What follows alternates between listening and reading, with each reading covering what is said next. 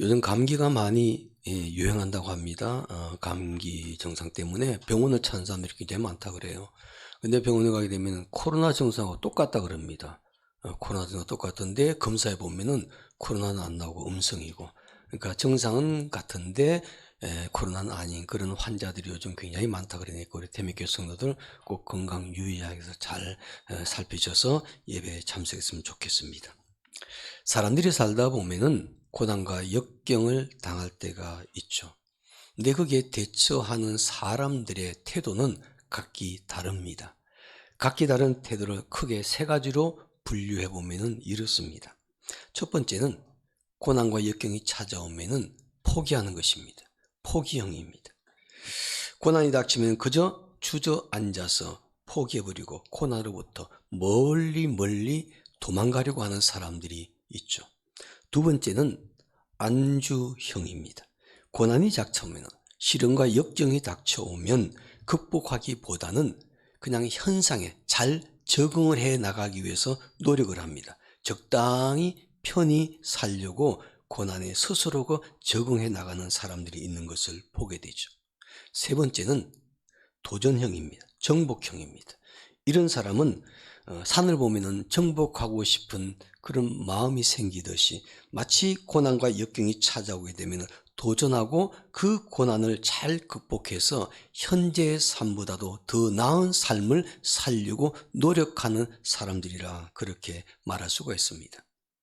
첫 번째 포기형 사람과 두 번째 안주형 사람은 성공하는 인생을 살 수가 없다는 거죠. 그러나 세 번째 정복형, 도전형 사람은 대부분 성공적인 삶을 사는 것을 보게 됩니다. 프랑스의 유명한 철학자 및 종교가였던 파스칼이라는 사람이 있죠. 너무나 유명합니다. 사람들이 파스칼 그러면 그의 업적을 너무나 잘 기억하고 그를 유명한 사람으로 인정을 합니다. 그런데 그가 유명한 사람이 될 때는 우연한 기회가 있었습니다. 그가 젊었을 때 말을 타고 높은 다리를 건너가고 있는데 말이 무엇을 봤는지 말이 깜짝 놀라가지고 말 타고 있던 이 파스칼을 땅에 떨어뜨려 버립니다. 그러니까 파스칼이 말 타고 가다가 높은 곳에 다리에 떨어지는 바람에 큰 부상을 입고 병원에 입원을 하게 되죠. 보통 사람 같으면 오늘 참 재수가 없었다. 그 말이 왜 그랬을까? 그 말에 원망하는 마음도 많이 있었겠죠. 스스로가 뜻하지 않은 이런 역경 때문에 자기 자신이 절망감에 빠져 있을 수 있는데 오랜 병상에 누워있는 기간 동안에 하나님을 만나게 됩니다. 그가 경건한 친구를 만나가지고 그 병상에 있을 때 다른 세상 것들을 접하지 아니하고 경건한 그 친구를 통해서 하나님 말씀을 계속 읽고 묵상을 하게 되죠. 그러면서 그가 처음으로 하나님의 존재 사실을 인정하게 됩니다. 그리고 하나님의 신비한 세계를 깨닫고 성경 말씀에 몰입을 하게 되죠. 그래서 그가 경건한 신앙인이 된 것이죠. 하나님께서 파스칼로 하여금 그 몸을 상하고 고통을 당하게 한 것은 그의 병든 영혼을 구원하시기 위함이었다라고 생각이 되죠. 그러므로 우리가 어떤 어려움을 당하든지 간에 낙심하거나 실망하거나 불평하지 말고 그 고통 중에서 우리가 어떻게 그 고통과 시련을 극복하고 더 성숙한 사람으로 나아가게 될 것인가에 관심을 갖는 사람이 되셔야만 합니다. 그렇다면 여러분들은 어떤 유형의 사람이십니까? 여러분의 삶 속에 어려움이 찾아왔습니다. 역경이 찾아왔습니다. 실패가 찾아왔습니다. 포기형입니까? 안주형입니까? 아니면 도전형입니까? 정복형입니까? 아브라함 말로스라는 사람은 그 사람이 얼마나 위대한가 하는 것은 그가 얼마나 많은 고난을 이겨왔느냐에 달려있다고 말을 합니다. 그래서 우리는 고난 없이 위대한 사람이 될 수 없다는 것을 역사적인 인물을 통해서 확인할 수가 있습니다. 실제로 역사적인 인물들을 보면은 그 사실을 알 수가 있죠. 세계적인 위인들, 존경받고 훌륭한 칭찬받는 지도자들의 300명 정도를 조사한 결과 루스벨트 대통령이나 링컨 대통령이나 처칠 수상, 헬런 켈러 이런 모든 사람들이 대부분이 50% 이상의 사람들이 어려운 환경 속에 태어났고 어려운 환경을 겪으면서 성숙한 지도자로 발전한 그 모습을 볼 수가 있었던 겁니다. 그런데 그들은 한결같이 그 역경과 고난을 잘 극복을 한 사람이 되었기 때문에 역사적으로 빛난 삶을 살았던 위대한 인물이 되었고 세계 인류에게 큰 영향을 끼친 인물이 될 수가 있었다는 거죠. 우리 앞에 시련과 고난과 역경이 찾아왔을지라도 긍정적인 믿음을 가지고 기도하면서 하나님 앞에 나아가게 되면 하나님께서 반드시 도와주십니다. 그러므로 우리는 고난과 역경과 시련을 두려워할 것이 아니라 오히려 하나님을 의지할 수 있는 기회로 삼으사 우리의 인생을 역전시킬 수 있는 성도들이 되시기를 주님의 이름으로 축원합니다. 그런데 우리가 당하는 고난이 다 그렇게 되는 것은 아닙니다. 어떤 고난은 우리의 인생을요 파괴시키기도 하지만 어떤 고난은 우리 인생에 유익을 주기도 합니다. 그래서 우리 인생에 유익을 주며 우리 인생을 긍정적으로 바꿔놓을 수 있는 고난이 있는데 그 고난을 이름하여 성경에서는 아름다운 고난이라 그렇게 말합니다. 고난이라 그러면 다 똑같은 고난이 아니라 우리의 인생을 아름다운 인생으로 성공적인 인생으로 바꿔놓을 수 있는 고난, 바로 이 고난이 아름다운 고난입니다. 고난과 역경을 좋아하는 사람 아무도 없습니다. 저도 고난과 역경 좋아하지 않습니다. 가능한 한 우리에게 찾아오는 고난과 역경을 피하고 싶고 항상 어려움 없이 편안하게 살고 싶은 것이 사람들의 공통적인 생각입니다. 그러나 우리 그리스도인들이 기쁨으로 받아들이며 극복해야 될 아름다운 고난이 있다는 것입니다. 고난은 분명히 고통스러운 것이지만 누구나 피하고 싶은 것이지만 그러나 우리에게 고난이 찾아왔다면 우리는 그 고난을 아름다운 고난으로 바꿔놓을 수 있는 신앙인이 되어야 될 줄로 믿습니다. 본문 말씀에 보니까 바로 그런 고난, 아름다운 고난에 대해서 말씀하고 있습니다. 고난이면 다 같은 고난이지 뭐가 아름다운 고난이 있는가라고 생각할 사람들이 있겠지만은 그러나 오늘 본문에는 하나님 앞에서 아름다운 고난이 있다고 성경은 말씀하고 있죠. 또 이 아름다운 고난을 당하셨던 한 분을 우리에게 소개를 합니다. 그리고 그분의 고난을 닮아가라고 성경은 말씀하고 있습니다. 그러면 어떤 고난이 하나님 앞에서 아름다운 고난이라고 말할 수 있을까? 아름다운 고난에 대한 정의, 오늘 본문 말씀 속에 답이 나와 있습니다. 20절 말씀입니다. 20절 말씀 함께 보겠습니다. 20절 말씀 우리 합독합니다. 죄가 있어 매를 맞고 참으면 무슨 칭찬이 있으리요. 그러나 선을 행함으로 고난을 받고 참으면 이는 하나님 앞에 아름다우니라. 아멘. 보통 우리가 잘못했을 때 고난은 당하지만 그러나 우리가 착하게 살고 선을 행하고 그럴 때 고난을 당할 때도 있다는 거죠.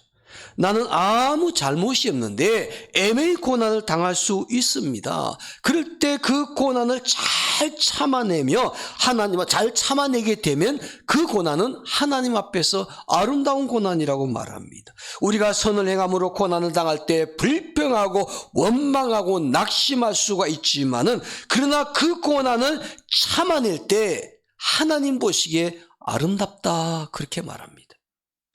사랑하는 성도 여러분 최근에 어떤 고난을 당하셨습니까? 어떤 시련을 당하셨습니까? 어떤 역경을 겪으셨습니까? 지금 어떤 고난을 겪고 어떤 그 고난을 겪고 있는데 선을 행했는데 내게 오히려 더 큰 어려움이 찾아올 때가 있습니다.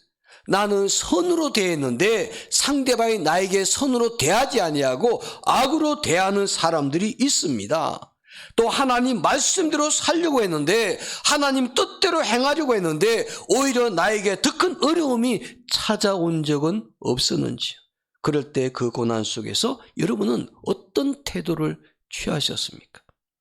그 고난을 대하는 여러분의 태도에 따라서 하나님 앞에서 아름다운 고난이 될 수도 있고 부끄러운 고난이 될 수도 있습니다. 본문 말씀에 보니까 예수님도 우리처럼 고난을 받으셨는데 그 고난은 하나님 앞에서 아름다운 고난이셨어요. 예수님께서 받으셨던 그 고난은 사람들이 보기에는요 정말 부끄러운 고난입니다. 그러나 하나님 보시기에는 아름다운 고난이었다는 것입니다. 오늘 저와 여러분들도 고난을 받을지라도 그 고난이 예수님처럼 하나님 앞에서 아름다운 고난이 되기를 주님의 이름으로 축복합니다. 그 고난이 사람들 보기에는 부끄럽고 어리석은 것처럼 보입니다. 할지라도 예수님처럼 하나님 앞에서 정말 아름다운 고난을 받을 수 있는 당당한 신앙인이 되시기를 주님의 이름으로 축복합니다. 그러면 예수님은 어떤 고난을 받으셨기에 하나님 앞에서 아름다운 고난이라고 정의를 내리게 되었을까? 고난주간을 통해서 주님의 고난 우리의 마음속에 깊이 묵상하면서 도대체 주님께서 받으셨던 고난이 어떤 고난이기에 하나님 앞에서 아름다운 고난이라고 성경에서 정의를 내리고 있는가? 오늘 본문을 통해서 함께 은혜를 받습니다. 첫째로 예수님이 받으셨던 아름다운 고난은 우리에게 본이 되는 고난이셨습니다. 우리가 본을 받아야 될 고난이라는 것입니다. 우리가 때로는 고난받지만 그 고난이 다른 사람들에게 본을 보여주는 것이 될 때에 그 고난은 아름다운 고난입니다. 예수님이 바로 그런 고난을 받으셨죠. 예수님은 하나님 앞에서 아름다운 고난을 받으셨습니다. 예수님이 받으셨던 아름다운 고난의 특징을 보시기 바랍니다. 본문 21절 말씀을 보시기 바랍니다. 21절 말씀 제가 읽겠습니다. 이를 위하여 너희가 부르심을 받았으니 그리스도도 너희를 위하여 고난을 받으사 너희에게 무엇을 끼쳐? 본을 끼쳐 그 자취를 따라오게 하려 하셨느니라. 그리스도도 고난을 받으셨다고 말합니다. 예수님도 고난을 받으셨습니다. 하나님의 아들이신 예수님도 이 땅에 사시는 동안 고난을 받으셨죠. 그렇다면은 연약한 인간이 죄인인 우리가 이 땅에서 사는 동안 고난받는 거 당연합니다. 예수님도 고난을 받으셨는데 예수님을 따르는 우리가 고난을 받지 않으려고 발부둥 치는 것 정말 이상한 일입니다. 본문에서 예수님께서 왜 그 고난을 받으셨다고 말씀하고 있는가? 성경은 분명히 우리에게 말씀하고 있습니다. 너희에게 본을 끼쳐 그 자취를 따라오게 하려 하셨느니라. 예수님의 고난은 우리에게 본을 보여주는 것이었습니다. 우리를 위해서 고난을 받으사 그 고난의 자취를 따라오게 하기 위해서 우리에게 본을 보여주신 것입니다. 예수님께서 친히 고난받으시며 우리에게 본을 보여주셨기 때문에 예수를 믿고 따르는 우리는 예수님처럼 고난받는 것은 지극히 당연한 일입니다. 그러므로 저와 여러분은 이 고난주간을 보내면서 예수님께서 하나님 앞에 아름다운 고난을 받은 것처럼 우리들도 그런 고난을 주님을 따라 배울 수 있는 성도들이 되기를 주님의 이름으로 축복합니다. 우리가 받는 고난이 하나님 앞에서 아름다운 고난이 되기 위해서는 예수님처럼 우리의 고난이요 또 다른 사람들에게 본이 되셔야만 합니다. 만약 어떤 사람이 악한 일을 하고 그리고 부와 영광을 얻게 되었다면 아무리 부와 영광을 얻게 되었다 할지라도 다른 사람들에게 나처럼 살라고 절대 말하지를 못할 것입니다. 그는 부끄러운 일입니다. 수치스러운 일입니다. 숨기고 싶은 일입니다. 비록 부와 영광을 얻었을지라도 다른 사람에게 자기가 한 일을 본받으라고 말할 수가 없습니다. 그러나 우리가 진리와 선을 행함으로 고난을 받게 되면 그것이 고통스러운 일이라 할지라도 우리는 당당하게 다른 사람에게 이렇게 살아야 된다고 말할 수가 있다는 것이죠. 우리는 부끄럽지 않게 나의 모습을 본받으라고 말할 수가 있는 것입니다. 여러분, 우리가 형통한 삶을 사는 것만이 항상 사람들에게 본을 대는 것이 아닙니다. 우리가 모든 일이 성공하고 잘 되는 것만이 사람들에게 본이 되는 것은 아닙니다. 우리가 하나님의 뜻대로 살다가 고난당하고 아픔을 겪고 눈물을 흘리는 삶의 고통을 겪기도 하지만 때로는 그것이 다른 사람들에게 본을 보여주는 일이 될 수가 있다는 겁니다. 하나님 말씀대로 살려다가 받는 고난은 고통스러운 것이지만 그 고난이 다른 사람에게 본을 보여주는 것이 되게 될 때 그 고난은 정말 하나님 앞에서 아름다운 고난이 될 줄로 믿습니다. 이번 한 주간 동안도 예수님처럼 내가 고난과 역경이 찾아왔을 때 다른 사람들에게 나의 삶을 본받으라 라고 말할 수 있는 그런 아름다운 고난이 되기를 주님의 이름으로 축복합니다. 둘째로 예수님이 받으셨던 아름다운 고난은 고난을 받되 죄를 짓지 않는 고난입니다. 고난을 받되 죄를 짓지 말아야 된다는 것입니다. 예수님은 처음부터 죄가 없으신데도 고난을 받으셨지만 그 고난을 받으실 때도 죄를 범하지 않으셨다고 말합니다. 그래서 예수님의 고난 받으시는 그 모습이 하나님 앞에서 정말 아름다운 것이죠. 고난을 받아도 죄를 범하지 않는 사람이 하나님 앞에서 아름다운 모습인 줄로 믿습니다. 만약 우리가 하나님 말씀대로 살려고 하다가 고난을 당했는데 그 이후에 그 고난 때문에 죄를 짓게 된다면 이것은 결코 아름다운 고난이라고 말할 수가 없습니다. 그러면 예수님이 고난 받으시는 모습을 보시기 바랍니다. 오늘 본문의 말씀 연결되는 말씀 22절에 보면 이렇게 말합니다. 그는 죄를 범하지 아니하시고 그 입에 거짓도 없으시며 그렇게 말합니다. 죄를 범치 아니하셨다. 입에 거짓도 없으셨다. 이렇게 말하죠. 예수님의 모습이 얼마나 아름답습니까?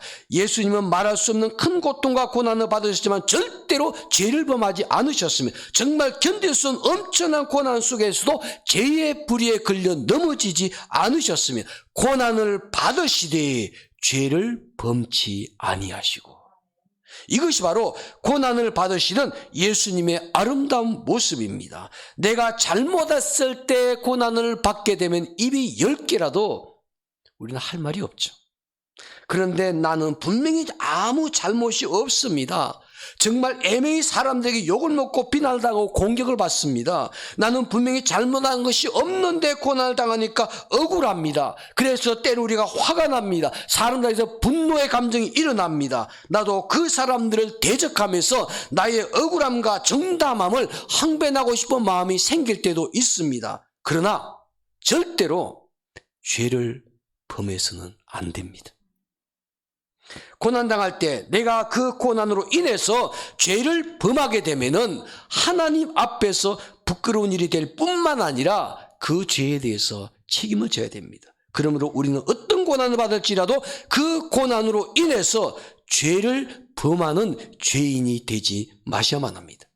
그렇다면 우리가 고난을 받을 때 어떻게 해야 죄를 범하지 않게 될까요? 나는 잘못이 없는데도 애매히 고난을 받고 있습니다. 억울하게 고난받고 있는 상황에서 어떻게 내가 죄를 범하지 않고 견뎌낼 수가 있을까요?